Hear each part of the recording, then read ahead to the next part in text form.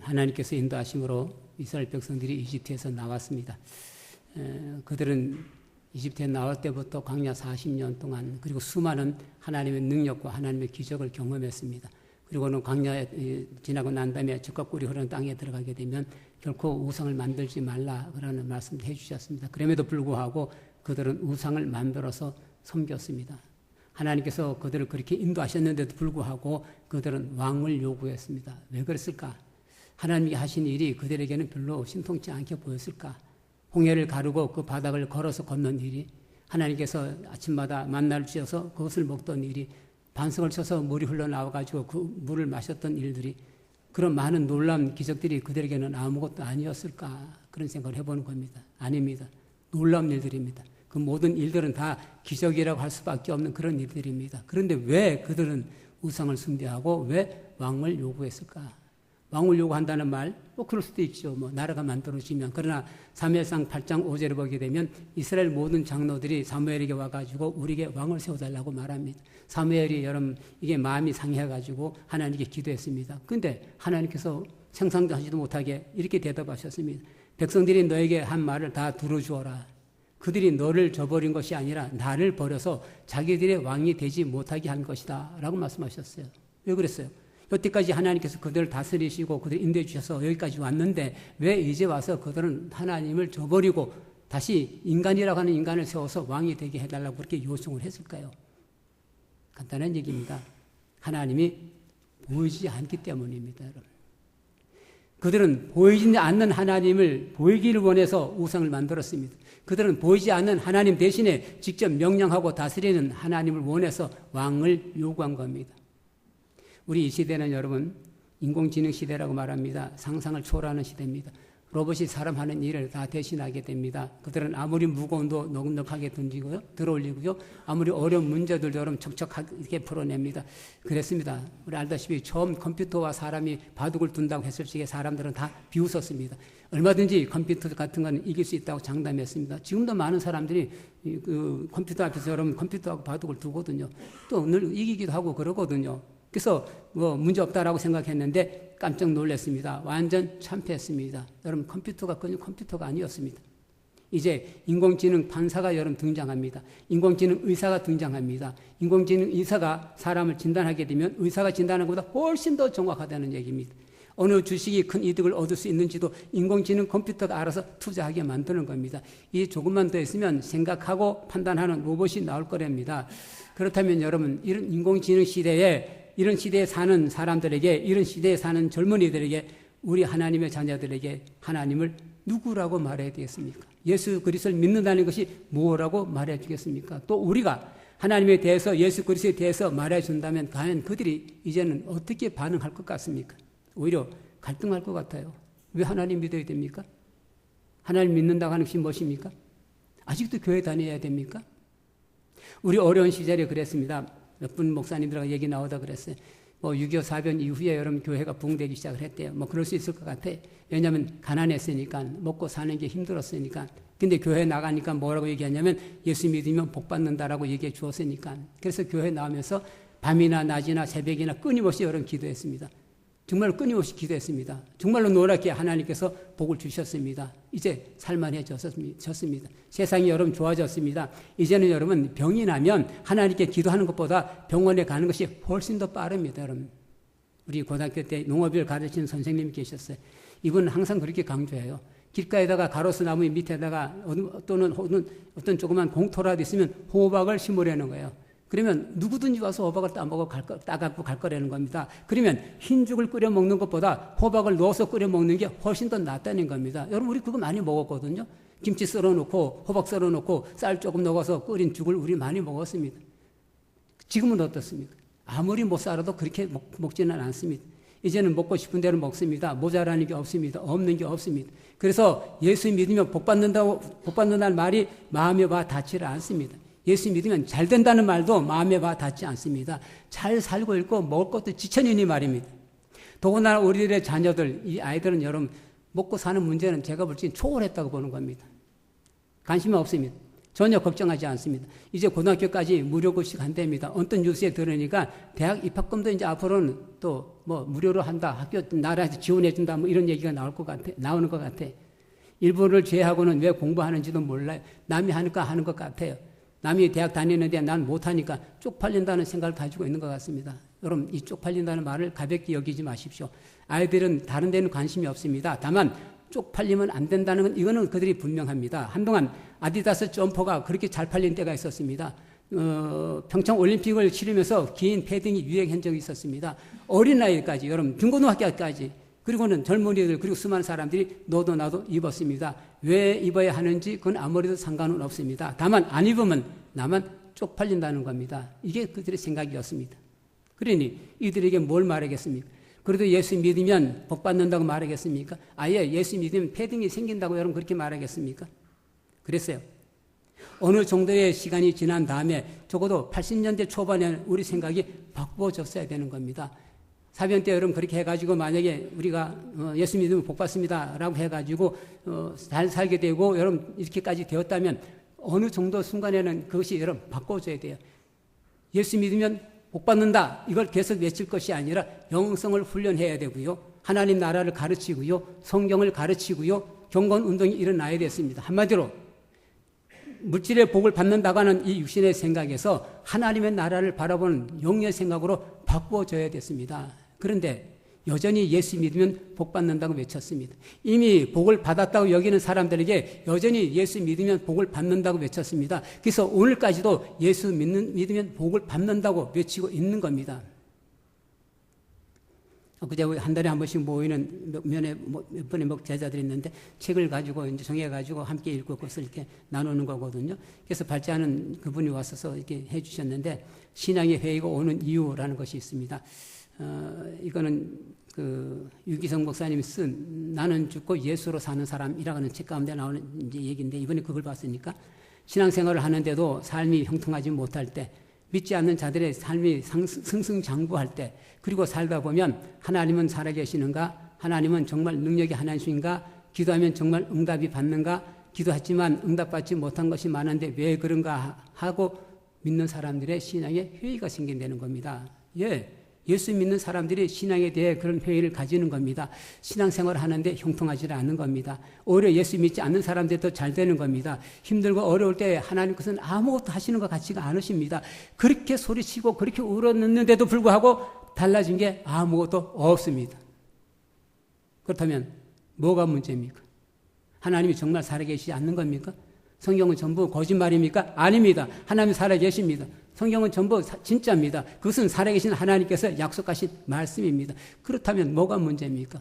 왜 신앙의 회의가 옵니까? 그것은 우리가 믿는 것과 현실이 다르기 때문에 그렇습니다.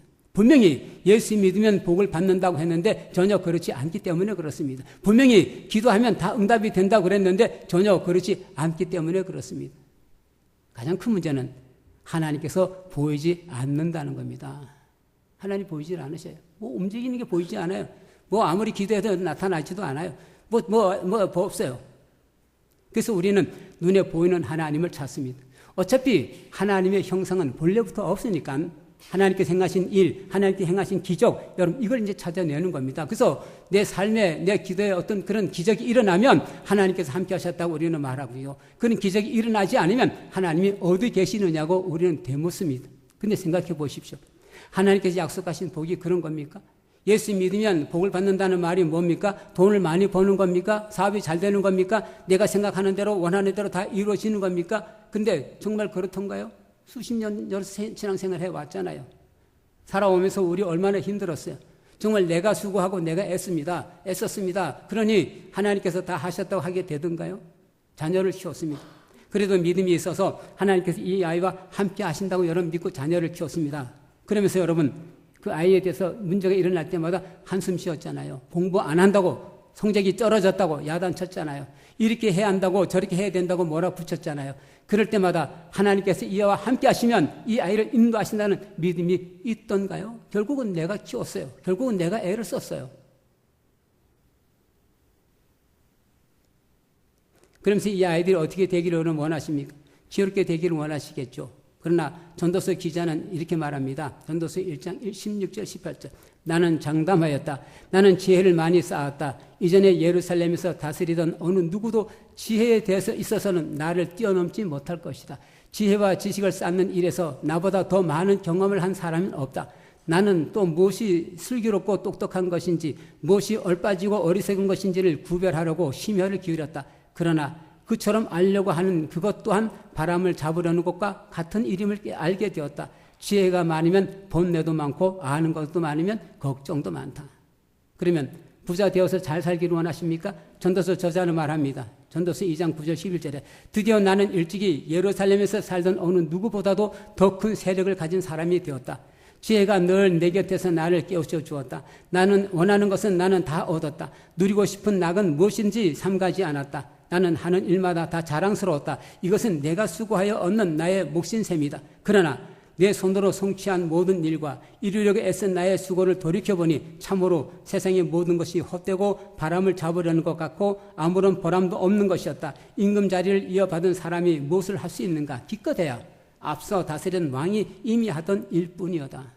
그럼 여러분 열심히 일해가지고 돈을 벌어서 자녀들에게 물려주고 싶죠? 그래서 자녀들이 행복해지기를 원하시죠? 그러나 전도서 저자는 이렇게 말합니다. 2장 18절 19절에 세상에서 내가 수고하여 이루어놓은 모든 것을 내 뒤에 올 사람에게 물려줄 일을 생각하면 억울하기 그지없다. 뒤에 올 사람이 슬기로운 사람일지 어리석은 사람일지 누가 안단 말인가. 그러면서도 세상에서 내가 수고를 마다하지 않고 지혜를 다해서 이루어놓은 모든 것을 그에게 물려줘서 맡겨야 하다니 이 수고도 헛되다. 사람이 여러분 슬기롭고 똑똑하면 모든 일이 다 잘 될 것 같으지요? 전도서 기자는 이렇게 말합니다. 2장 20절 23절 세상에서 애쓴 모든 수고를 생각해 보니 내 마음에는 실망뿐이다. 수고는 슬기롭고 똑똑하고 재능 있는 사람이 하는데 그가 받아야 할 몫은 아무 수고도 하지 않는 다른 사람이 차지하다니 이 수고 또한 헛되고 무엇인가 잘못된 것이다. 사람이 세상에서 온갖 수고를 마다하지 않고 속썩이지만 무슨 보람이 있단 말인가.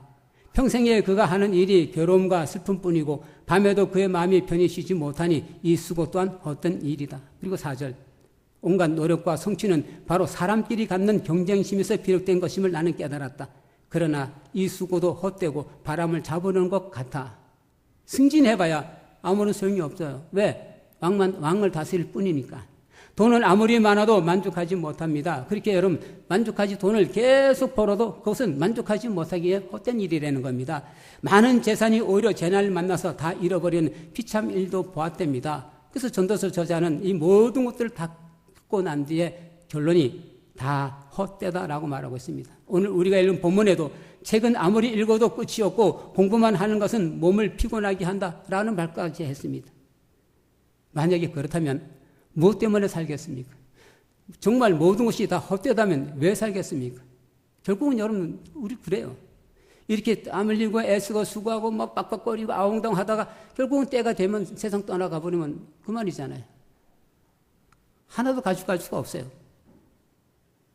우리나라 출산율이 자꾸만 떨어지고 있습니다. 그래서 정부에서 출산 정책을 쓴다고 돈을 많이 썼나 봅니다. 그러나 아무런 소용이 없습니다. 그 돈들이 다 어디에 썼는지는 잘 모르겠습니다. 그러나 돈을 쓴다고 출산들 하겠습니까? 전에는 결혼하면 반드시 아이를 낳아야 하는 줄 알았습니다. 특히 아들을 낳아서 가문을 이어야 되는 줄 알았습니다. 그러나 지금은 전혀 아닙니다. 아이를 낳아야 할 이유가 없습니다. 아이를 낳으면 부모도 고생이고 아이도 고생입니다. 전도서 저자가 이렇게 말했습니다. 아직 태어나지 않아서 세상에서 저질러지는 온갖 못된 일을 못 본 사람이 더 낫다. 태어나지 않는 게 더 낫다는 거잖아요. 그럼 지금 내가 고생했잖아요. 지금도 고생하고 있잖아요. 근데 왜 아이를 낳겠습니까? 고생시키려고 아이를 낳습니까? 그러면 어쩌란 말입니까? 아무것도 하지 말라는 말입니까? 오늘 본문은 그렇게 모든 것이 헛되다고 외치던 전도서 저자가 결론은 이런 거다라고 하는 그런 마음으로 이렇게 말해주고 있습니다. 하나님을 두려워하라. 그분이 주신 계명을 지켜라. 이것이 바로 사람이 헤아려야 할 임무이다. 하나님은 모든 행위를 심판하신다. 선한 것이든 악한 것이든 모든 은밀한 일을 다 심판하신다. 예, 하나님을 두려워해야 됩니다. 하나님의 계명을 지켜야 됩니다. 이것이 바로 사람이 해야 할 의무입니다. 그러면 또 답답합니다. 하나님을 두려워한다고 해서 무슨 복이 임하는 것 아닙니다. 하나님의 계명을 지킨다 해서 갑자기 부자가 되고 또 모든 질병에서 고침받는 것 아닙니다. 하나님의 계명을 지켜도 삶은 여전합니다. 여전히 염려하고 여전히 근심하고 여전히 아파하고 여전히 두려워합니다. 분명히 하나님께서 말씀하셨어요. 그리고 우리는 그 말씀대로 살려고 발버둥 쳤어요. 그렇다고 해서 여러분 더 나아지는 것도 없습니다. 신명기 28장 1절 6절에 당신들이 당신들의 하나님의 말씀을 귀담아 듣고 내가 오늘 당신들에게 명한 그 모든 명령을 주의 깊게 지키면 주 당신들의 하나님이 당신들을 세상의 모든 민족 위에 뛰어나게 하실 것입니다. 당신들이 주 당신들의 하나님의 말씀에 순종하면 이 모든 복이 당신들에게 찾아와서 당신들을 따를 것입니다. 당신들은 성읍에서도 복을 받고 들에서도 복을 받을 것입니다. 당신들의 태가 복을 받아 자식을 많이 낳고 땅에 복을 받아 열매를 풍성하게 내고 집짐승이 복을 받아 번식할 것이니 소도 많아지고 양도 새끼를 많이 낳을 것입니다. 당신들은 들어와도 복을 받고 나가도 복을 받을 것입니다. 예, 주님께서 말씀하신 겁니다. 그럼 우리는 아멘 해야 됩니다. 그런데 은혜를 입었기 때문에 아멘 하는 겁니까? 아니면 그렇게 되기를 바라서 아멘 하는 겁니까? 둘 중에 하나겠죠. 여러분이 지금 신명기의 말씀대로 그런 복을 받았습니까? 그런 복을 누리고 있습니까? 설마 우리가 지금 모두가 하나님 말씀을 귀담아 듣고 하나님께서 명하신 그 모든 명령을 주의 깊게 지키고 있다고 자신하고 있는 것은 아니죠? 그렇습니다. 우리가 하나님 말씀을 귀담아 듣고 그 명하신 모든 명령을 지킬 수 없습니다. 우리는 하나님 말씀에 온전히 순종할 수도 없습니다. 그렇다면 우리는 순종하여 복을 받는 이 복은 이미 틀렸습니다. 순종하지 않아서 그러므로 말미암아 저주를 받지 않는다. 그것만이라도 여러분 다행이라고 생각해야 할 것입니다. 그래서 여러분 우리 신앙이 그렇잖아요. 신앙생활하는 게 신이 안 나잖아요. 예수 믿어도 뭐 좋은 일이 별로 없잖아요. 교회 다녀도 늘 그게 그거잖아요. 예배 드려도 늘 그게 그거잖아요. 그래서 예배 드리는 시간이 자꾸만 줄어들잖아요. 주일 수요 저녁 예배 빠지고 또 시간이 가다가 주일 오후 예배도 빠지고 뭐 그러잖아요. 새벽 시간, 뭐 금요 시간 아예 이제는 뭐 그거는 나하고 담싸도 벌써 담싼 거잖아요. 버린 지 한참 됐잖아요. 뭐 재미있는 게 없으니까요, 여러분. 그런데 왜 우리더러 하나님을 두려워하라고 말씀하십니까? 왜 우리더러 하나님께 주신 계명을 지키라고 말씀하십니까? 왜 그렇게 하는 것이 하나님의 사람들이 행할 의무라고 그렇게 말씀하고 있는 겁니까? 성경 펼쳐졌으니까 14절 여러분 찾아서 함께 읽겠습니다. 14절 함께 읽습니다. 하나님은 모든 행위와 모든 은밀한 일을 선악간에 심판하시리라. 하나님은 모든 행위를 심판하신다. 선한 것이든 악한 것이든 모든 은밀한 일을 다 심판하신다. 여러분 이겁니다. 정말 무서운 것은 이겁니다. 세상 사는 건 어떻게 살든지 삽니다. 여러분 은행 통장에 1,000억 원이 들어있든 100만 원이 들어있든 10만 원이 들어있든 사람은 어떻게 살든지 삽니다. 그러나 분명한 것은 그 삶에 대한 심판이 있다는 것입니다. 그 모든 행위에 대한 하나님의 심판이 있다는 것입니다. 하나님께서는 선한 것이든 악한 것이든 모든 은밀한 일을 다 심판하신다는 겁니다. 잠언 11장 9절에도 보게 되면 젊은이들이 그렇게 얘기했어요. 너희들이 행하고 싶은 대로 다 해라. 생각나는 대로 다 해라. 하여튼 하고 싶은 대로 다 해라. 그런데 뒤따라 뭐가 있냐면 그러나 하나님의 심판이 있다는 것을 기억하라 라고 말씀하셨습니다. 그렇다면 진정한 복이 뭡니까, 여러분? 진정한 복이 뭡니까? 이 심판 앞에서 선한 것이든 악한 것이든 모든 은밀한 것을 다 심판하시는 이 심판 앞에서 여러분 우리에게 주어진 진정한 심판이 뭡니까? 구원입니다, 여러분. 구원. 우리가 잘해서가 아닙니다. 우리가 잘못한 많아도 하나님께서 용서하시고 구원을 허락하신 겁니다. 요한복음 11장 1장 12절에 있는 말씀처럼 우리가 예수 그리스도를 믿음으로 말미암아 하나님의 자녀가 되는 겁니다. 이것이 성경에서 우리에게 약속하신 복입니다. 그래서 여러분이 예수 그리스도를 믿었다는 그 사실이 가장 큰 복이라고 생각하십니까? 교회를 다닌다는 것이 엄청난 복이라고 생각하십니까? 주님께서 나를 사랑하셨다는 것이 너무나도 고맙고 고마워서 이웃을 그렇게 사랑하고 있습니까? 아직도 대부분의 많은 사람이 자기 생각대로 되어져야 복이라고 생각하고 그래서 예수 믿는 거 아니겠습니까? 하나님께서 이미 예수 그리스도를 말미암아 복 주셨는데도 말입니다. 참 안타까운 것이 있습니다. 많은 그리스도인들이 돈의 능력은 알아요. 그 돈이 어떤 역할을 하는지는 알아요. 그러나 십자가의 능력을 모릅니다. 십자가의 능력에 대해서는 알려고 하지도 않습니다. 많은 그리스도인들이 자기가 죄인이라고 하나님 앞에 고백합니다. 그러나 누군가가 당신은 허물과 죄를 이렇게 지적하거나 비판하거나 그러면 견디지 못하고 화를 냅니다. 내가 왜 죄인이냐고. 아직도 자신이 큰 죄인인지를 인정하지 못하고 있습니다. 그래서 고린도서 1장 18절 십자가의 말씀이 멸망할 자에게는 어리석은 것이지만 구원을 받는 사람인 우리에게는 하나님의 능력입니다. 라는 이 말씀이 무슨 뜻인지도 모르고 살아가고 있는 거예요. 이 말씀이 무슨 말씀인지 깨닫고 그 말씀을 믿는 사람들은 정말로 복이 있는 사람입니다. 사랑하는 성도 여러분, 특별히 젊은이 여러분, 하나님께서 보이지 않는다 하여 안 계시는 것 아닙니다. 하나님께서 내게 아무 일도 내게 일어나지 않는다고 해서 하나님이 가만히 계시는 것도 아닙니다. 신명기 20장 1절 2절에 당신들이 적국과 싸우려고 나가서 당신들보다 많은 적국이 말과 병거를 타고 오는 것을 보더라도 그들을 두려워하지 마십시오. 이집트 땅에서 당신들을 인도하여 주신 주 하나님이 당신들과 함께 계십니다. 그리고 전쟁터에 나가는 그들에게 제사장들이 나와서 이렇게 격려합니다. 이스라엘아 들어라. 오늘 너희가 너희의 대적과 싸우러 나갈 때 마음에 겁내지 말며 무서워하지 말며 당황하지 말며 그들 앞에서 떨지 말아라. 주 너희의 하나님은 너희와 함께 싸움터에 나가서 너희의 대적을 치시고 너희에게 승리를 주시는 분이시다. 보이지 않지만 정말로 4세기 7장에서 그러셨습니다. 물론 그 외에 여러 가지 얘기가 있긴 합니다만 그때 미디안 사람들과 아말렉 사람들이 연합해가지고 여러분 요단강 건너와가 진을 쳤습니다. 하나님께서 기도원을 부르셨습니다. 그래서 기도원 겁을 먹었습니다. 하나님 함께 가시는 것을 보여주십시오. 한때 하나님께서 어떤 기적을 보여주셨습니다. 그래서 그 확신을 가지고 기도원이 전쟁터에 나갑니다. 그런데 하나님께서 뭐라고 말씀하시냐면 두려워 떠는 사람들은 돌려보내라. 그래서 돌려보냈어요. 2만 1,000명이 돌아가고 10,000명이 남았어요.